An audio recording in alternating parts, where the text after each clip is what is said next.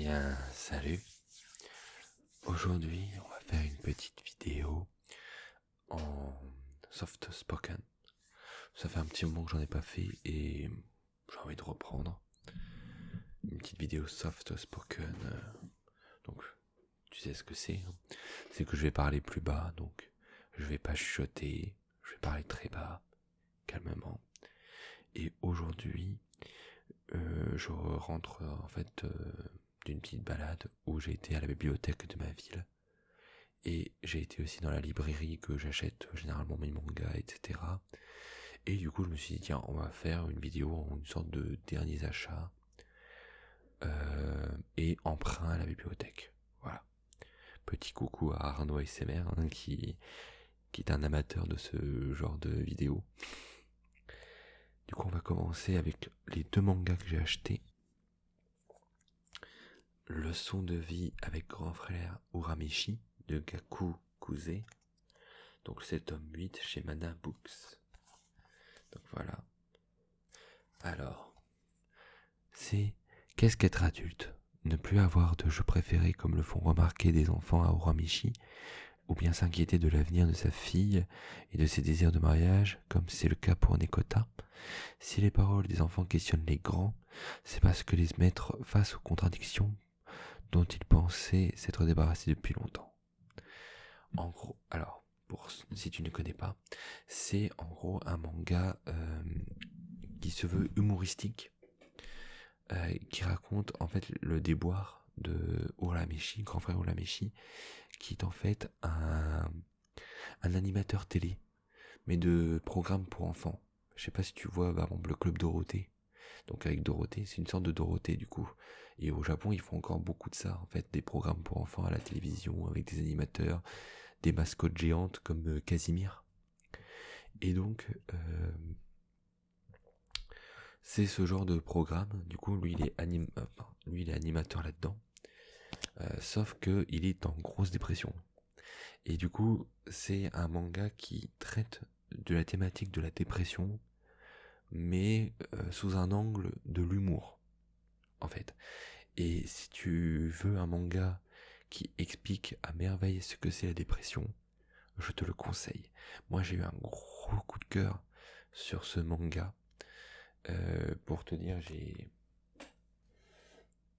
pratiquement tous les tomes. Voilà, il me manque le tome 2 et le tome 3, parce qu'en fait, je les ai achetés d'occasion. Et le 2 et le 3, je les ai pas trouvés. Et donc celui-là, il vient de sortir aujourd'hui, le 27 août. Donc j'ai été me le procurer très vite parce que c'est pas une série qui est très populaire et donc il y a que très peu d'exemplaires en général dans les librairies. Et j'ai bien fait parce que dis-toi que le manga là, c'était le dernier volume qu'il y avait dans ma librairie. Et j'ai été le chercher pourtant à midi. Faut le faire. Donc je te le conseille vraiment. C'est vraiment génial, c'est drôle, mais en même temps ça sait aussi être touchant. Enfin franchement les personnages sont géniaux. J'adore les personnages, on est très vite attaché à eux. Et franchement c'est vraiment un vrai petit coup de cœur. Si tu cherches un petit manga pas prise de tête, qui parle d'un sujet grave, mais qui en parle sous un angle fun et décomplexé, je te recommande ça. Moi personnellement ça me fait toujours du bien de le lire. Ensuite, le deuxième manga que j'ai acheté et le dernier. Alors, j'avais commencé à l'ouvrir et après je me suis dit, bah non, en fait, je vais en faire une vidéo. Donc voilà. Donc c'est Shujin X par Sue Ishida. Donc le mangaka derrière Tokyo Ghoul. Et Tokyo Ghoul est mon manga préféré. Donc il fallait bien évidemment que j'ai la série de mon auteur, de cet auteur. Et là, il y avait un ex libris offert exclusif au premier tirage. Donc, on va l'ouvrir.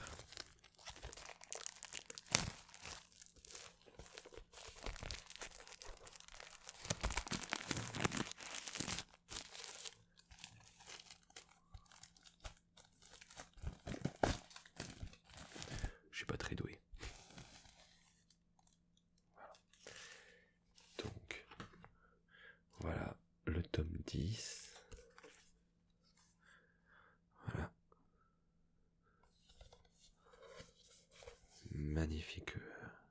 dessin. Donc ça c'est une histoire. Alors je vais pas faire le résumé, j'avoue, parce que c'est un peu le bordel en fait cette série. C'est en gros, dis-toi juste que c'est une sorte de mélange entre Tokyo Ghoul, My Hero Academia et j'avais dit quoi aussi, je sais plus. Mais en gros, dis-toi que c'est My Hero Academia, mais à la sauce Tokyo Ghoul, pratiquement. C'est très grossièrement résumé comme ça, mais c'est le meilleur moyen de t'expliquer ce que c'est. Parce que franchement, c'est très compliqué à résumer Chojin X, parce que en fait, dis-toi que c'est un manga qui, tu sais pas où est-ce qu'il va. Tu sais pas où est-ce qu'il va, mais il y va. Point barre. C'est un manga qui n'est pas structuré comme un manga classique. Je te laisse le découvrir si jamais tu veux le découvrir.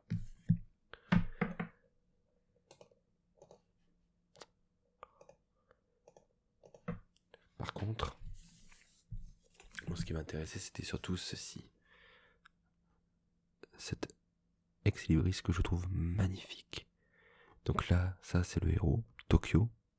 Ça c'est un corbeau.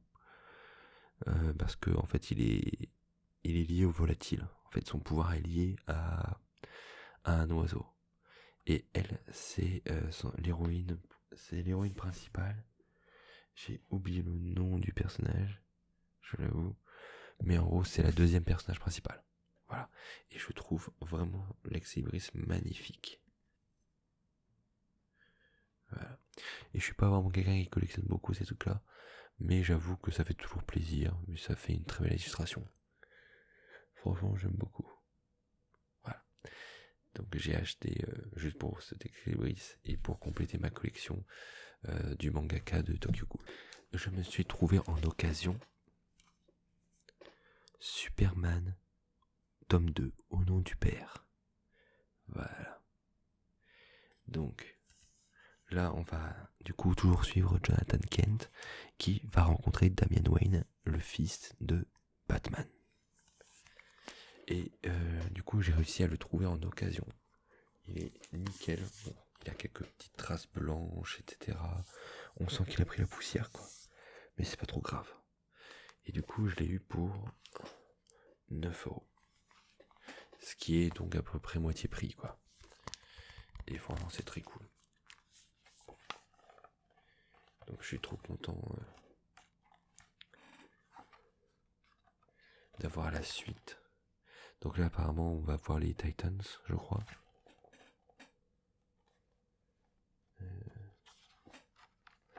Mais en gros, voilà, je vous l'avais expliqué dans ma vidéo sur les 3 comics que j'avais lu récemment, que je voulais absolument continuer le run sur Superman Rebirth. Du coup là ça m'en fait 2/6. Plutôt une bonne affaire. Je donnerai peut-être mon avis là-dessus un jour. Ensuite du coup je suis allé à la bibliothèque de ma ville et j'ai découvert qu'ils avaient des comics. Du coup j'en ai profité pour prendre des comics. Alors il faut que je cache certaines choses. Voilà.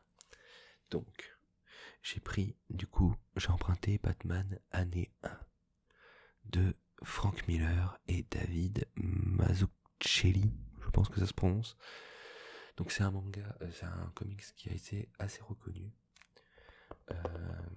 Mais moi personnellement, je sais que l'auteur Frank Miller, c'est un gros con. Donc je voulais pas forcément l'acheter, mais je voulais le découvrir. Donc par chance, vu qu'il était dans la bibliothèque, je me suis dit bah tiens voilà, je vais le découvrir, voir si ça vaut le coup, vu c'est quand même un des comics les plus connus de Batman. Mais vu que c'est Frank Miller, ça me saoule un peu. Donc je donnerai peut-être mon avis là-dessus. Là je cache quelque chose d'important. On verra bien. N'hésite pas à me dire si toi tu as lu tout ce que j'ai montré là. Et ensuite, je suis resté sur du Batman. Du coup, Amère Victoire de Jeff Loeb et Tim Sale, qui est donc la suite de